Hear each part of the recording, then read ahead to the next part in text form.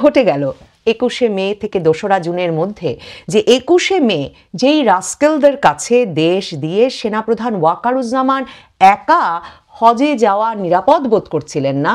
সেইখানে 2রা জুন এসে আমরা শুনছি 3 বাহিনী প্রধানই দেশ ছেড়েছেন হজ পালনের উদ্দেশ্যে। বাংলাদেশে গত প্রায় 2-3 সপ্তাহ ধরে শিরোনামে, জনমনে, কৌতূহলের কেন্দ্রে সেনাপ্রধান ওয়াকারুজ্জামান থাকবার পর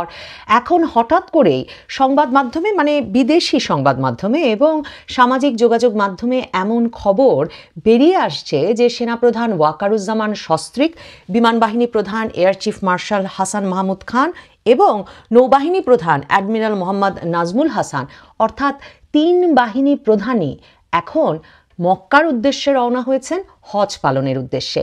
3 বাহিনী প্রধানের একই সঙ্গে হজ পালনের উদ্দেশ্যে বা ব্যক্তিগত সফরে একই সময়ে বিদেশ যাওয়ার এই ঘটনাটি একরকম খুবই অনন্য, নজিরবিহীন কিনা তা নিয়ে যেমন আলোচনা চলছে, তেমনি আলোচনা একটা বিরাট কারণ এই যে সেনাপ্রধান ওয়াকারুজ্জামান বাংলাদেশের নিরাপত্তা, সার্বভৌমত্ব এসব বিষয় নিয়ে গত 21শে মে তার দরবারে অর্থাৎ অফিসার্স অ্যাড্রেসে যে ধরনের শঙ্কা প্রকাশ করেছিলেন এবং যেসব শঙ্কার কথা নিশ্চিতভাবেই সেনাবাহিনীর আগ্রহেই সেই সভা থেকে বেরিয়ে এলো সংবাদ মাধ্যম এবং সাধারণ জনগণকে জানান দেওয়ার উদ্দেশ্যে, তাতে এই নিয়ে কৌতূহল, উদ্বেগ, আশঙ্কা জনমনে আরও বেড়ে যায় যে ঠিক এমন একটা সময়ে 3 বাহিনী প্রধান কি করে শেষ পর্যন্ত হজে যাওয়ার এই সিদ্ধান্ত একসঙ্গে কেন নিলেন, কিভাবে নিলেন এবং কি পরিস্থিতিতে আসলে 3 জনেরই এই সময়ে এই ব্যক্তিগত সফর বা ধর্মীয় কাজের এই সফরটি আসলে একই সঙ্গে অনুমোদন করা হলো। দেখুন, আপনাদের মনে থাকবে বারবার যেটা মনে করায়, সেনা দরবার থেকে সেনাপ্রধানের অফিসার্স অ্যাড্রেস 21শে মের সেই অফিসার্স অ্যাড্রেস থেকে যেসব খবর আমাদের কাছে বেরিয়ে এসেছিল বারবার মনে রাখতে হবে। আমরা যেমন নানা সূত্রে কথা বলে সেগুলোকে নিশ্চিত করেছি, ঠিক তেমনিভাবে যেভাবে বার্তার আকারে দাবানলের মতো সেনাপ্রধান কি কড়া বার্তা অন্তর্বর্তীকালীন সরকারের উদ্দেশ্যে সেই সভায় দিয়েছিলেন তা বেরিয়ে আসতে শুরু করে দরবার চলাকালীন অবস্থাতেই, একেবারে নিশ্চিত করে এই সিদ্ধান্তে উপনীত হওয়া যায় যে সেনাবাহিনীর ভেতর থেকে সেটা চাওয়া না হলে এমন একটি সভার কোনো খবর আসলে এত দ্রুত, এত বিস্তৃত আকারে ব্যাপকভাবে ছড়িয়ে পড়তে পারে না। সে কথাটা আবারও মনে করালাম এ কারণে যে এটাও আপনাদের মনে থাকবে যে 21শে মে সেনা দরবারে সেনাপ্রধান অন্য আরও অনেক কথার সাথে একটি গুরুত্বপূর্ণ কথা বলেছিলেন। তিনি বলেছিলেন অন্তর্বর্তীকালীন সরকার, যেই সরকার তারাই গঠন করেছেন কারণ 5ই আগস্ট সেনাবাহিনী দায়িত্ব নিয়েছিল, কিন্তু এই অন্তর্বর্তীকালীন সরকারে এমন সব রাস্কেলরা জড়ো হয়েছে, মানে রাস্কেল বলতে বাংলা করলে পরে অসৎ ব্যক্তি, সন্দেহভাজন এমন সব ব্যক্তিরা জড়ো হয়েছেন যে এই রাস্কেলদের কাছে দেশ দিয়ে তিনি চেয়েছিলেন হজে যেতে, কিন্তু এখন তার মনে হচ্ছে তিনি হজব্রত পালনেও দেশ ছাড়তে পারবেন না, কারণ এসব রাস্কেলদের কাছে, অসৎ এবং অবিশ্বাসী লোকদের কাছে দেশ দিয়ে যাওয়া তিনি নিরাপদ মনে করছেন না। কি ঘটে গেল 21শে মে থেকে 2রা জুনের মধ্যে, যে 21শে মে যেই রাস্কেলদের কাছে দেশ দিয়ে সেনাপ্রধান ওয়াকারুজ্জামান একা হজে যাওয়া নিরাপদ বোধ করছিলেন না, সেইখানে 2রা জুন এসে আমরা শুনছি 3 বাহিনী প্রধানই দেশ ছেড়েছেন হজ পালনের উদ্দেশ্যে। কিভাবে অন্তর্বর্তীকালীন সরকার এবং সেনাপ্রধান এবং সশস্ত্র বাহিনীর 3 বাহিনী প্রধানের মধ্যে এমন একটা বিশ্বাসের সম্পর্ক এই এত দ্রুততার সাথে ঘটে গেল যে তারা এখন নিশ্চিন্তে, নির্ভার অবস্থায় দেশ ছেড়েছেন হজ পালনের উদ্দেশ্যে। সেনাপ্রধানের সঙ্গে শোনা যাচ্ছে শুধুমাত্র বিমান বাহিনী প্রধান আর নৌবাহিনী প্রধান হজে গেছেন তাই নয়, তার পাশাপাশি লেফটেন্যান্ট জেনারেল এবং মেজর জেনারেল পদমর্যাদার আরও অন্তত 6 জন সেনা কর্মকর্তা হজে গেছেন এবছর। তার মানে সেনাবাহিনীর শীর্ষ পর্যায়ের একটা বড় নেতৃত্ব এখন মক্কায় হজ পালনের উদ্দেশ্যে আছেন। তার মানে কি সেনা প্রধানের যেসব শঙ্কা 21শে মে দরবারে প্রকাশিত হয়েছিল সেসব শঙ্কা কেটে গেছে। সেনাপ্রধান সেই দরবারে এমনকি সেনা সদস্যদের উদ্দেশ্যে কথাও বলেছিলেন যে তারা 20 মে যমুনায় গিয়ে অন্তর্বর্তীকালীন সরকারের প্রধান উপদেষ্টাকে স্পষ্টভাবে জানিয়ে এসেছেন যে কোনো রকম মানবিক করিডর, সামরিক করিডর দেওয়া চলবে না, চট্টগ্রাম বন্দর কোনো বিদেশি কোম্পানিকে দেওয়া হবে কিনা এ ধরনের স্পর্শকাতর নিরাপত্তা ঝুঁকি তৈরি করতে পারে ধরনের সিদ্ধান্ত নিতে হলে অন্তর্বর্তীকালীন সরকারকে নয়, বরং নিতে হবে নির্বাচিত সরকারকে, এবং অন্তর্বর্তীকালীন সরকারের 30শে ডিসেম্বরের মধ্যে নির্বাচন আয়োজনের জন্য প্রস্তুতি নেওয়া উচিত, যাতে 30শে ডিসেম্বরের মধ্যে নির্বাচন অনুষ্ঠানের পর নির্বাচিত সরকারকে ক্ষমতা দিয়ে অন্তর্বর্তীকালীন সরকার যেমন চলে যেতে পারে, সেনাবাহিনীও ব্যারাকে ফিরে আসতে পারে। মনে রাখতে হবে সেনাপ্রধান ওয়াকারুজ্জামান সেদিন সেনা সদস্যদের উদ্দেশ্যে কথাও বলেছিলেন যে বাংলাদেশের স্বাধীনতা সার্বভৌমত্ব রক্ষার দায়িত্ব আমাদের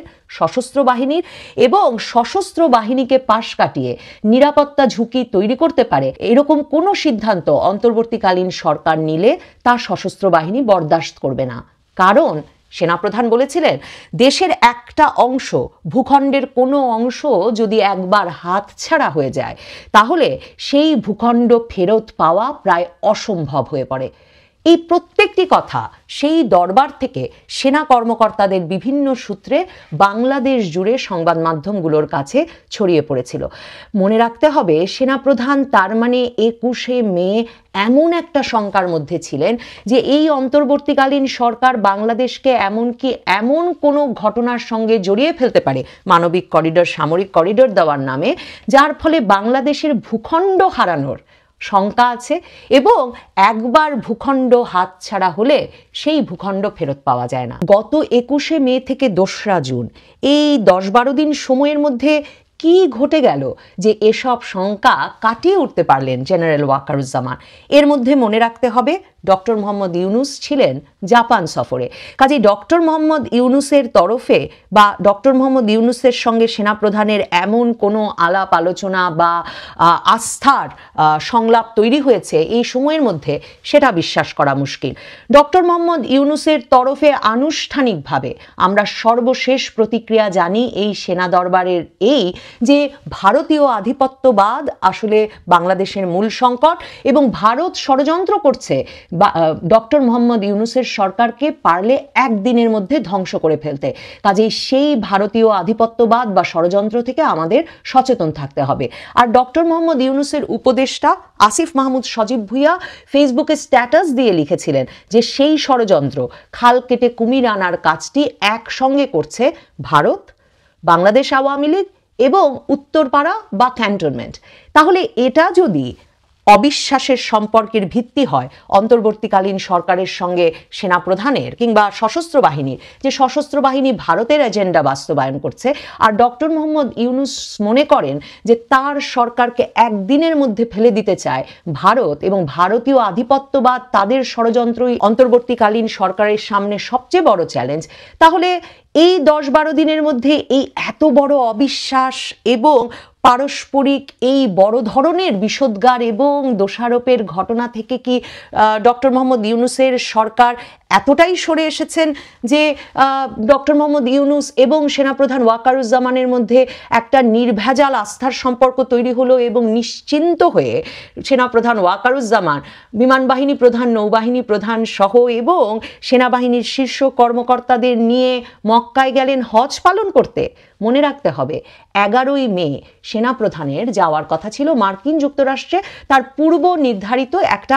আনুষ্ঠানিক সফরে, এবং সেই আনুষ্ঠানিক সফরে আমেরিকায় মাসখানেকের মতো কাটিয়ে সেখান থেকেই মক্কা যাওয়ার কথা ছিল হজ পালন করতে সেনাপ্রধান ওয়াকারুজ্জামানের। তখন সেনাবাহিনীর তরফে কেউ কেউ বলেছেন একদিকে সেনাপ্রধান ওয়াকারুজ্জামান নিশ্চিন্ত বোধ করেননি, ভরসা পাননি সেই সময়ে দেশ ছাড়তে, কারণ প্রধান উপদেষ্টার দফতরে দায়িত্ব পালনকারী সশস্ত্র বাহিনী বিভাগের প্রিন্সিপাল স্টাফ অফিসার কামরুল হাসানকে ডক্টর মোহাম্মদ ইউনুস সেনাপ্রধান ওয়াকারুজ্জামানকে সরিয়ে দিয়ে সেনাপ্রধান পদে নিয়োগ করার পরিকল্পনা প্রায় চূড়ান্ত করে ফেলেছেন, এমনকি চিঠি পাঠিয়ে দিয়েছিলেন বঙ্গভবনে। সে খবর তখন ছিল সেনাবাহিনী এবং সেনাবাহিনীর বাইরে সর্বত্র। সেটা একটা কারণ হিসেবে তখন বলা হচ্ছিল কেন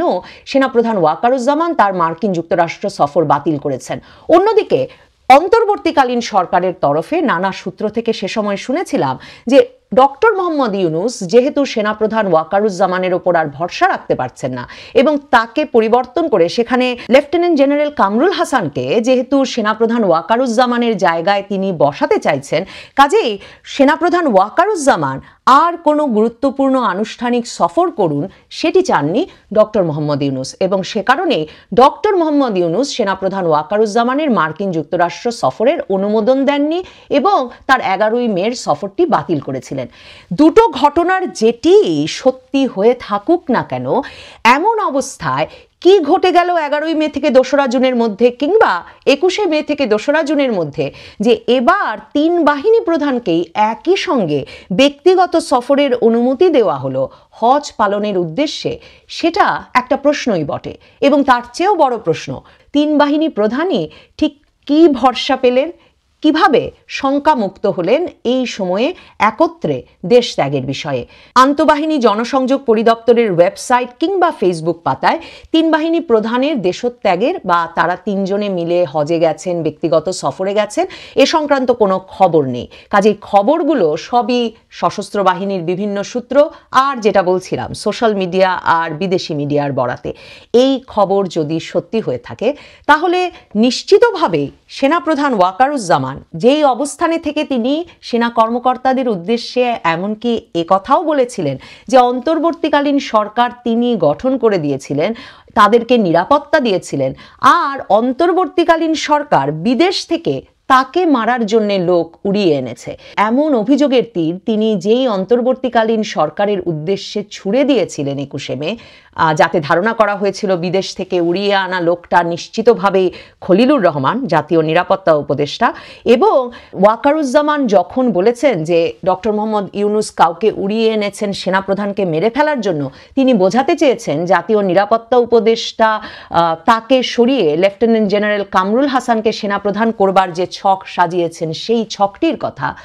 প্রশ্ন জাগতেই পারে সেই সকল শঙ্কা, সেই সকল হিসেব নিকেশ থেকে তার মানে সেনাপ্রধান ওয়াকারুজ্জামান নিশ্চিন্ত বোধ করছেন, নাকি তিনি একরকমের পরাজয় স্বীকার করেছেন, কৌশল পরিবর্তন করেছেন। এই পুরো বিষয়টি দেখতে অপেক্ষা করতে হবে। তবে এমন একটি সময়ে 20শে মে 3 বাহিনী প্রধানের একসঙ্গে যমুনায় অন্তর্বর্তীকালীন সরকারের প্রধান উপদেষ্টার সঙ্গে সাক্ষাৎ,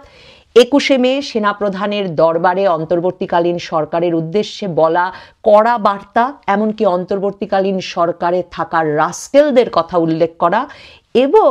এরপর ডক্টর মোহাম্মদ ইউনূসের সরাসরি ভারতীয় ষড়যন্ত্রের কথা জানিয়ে দেওয়া রাজনৈতিক নেতৃবৃন্দকে, এরপর এই যে নিশ্চিন্ত নির্ভার সফর 3 বাহিনী প্রধানের, তা নিশ্চয়ই তাৎপর্যপূর্ণ। খেলার কোথাও বড় ধরনের কৌশলে বদল ঘটেছে। আমার ধারণা খেলোয়াড়দের অবস্থানও বদলে গেছে।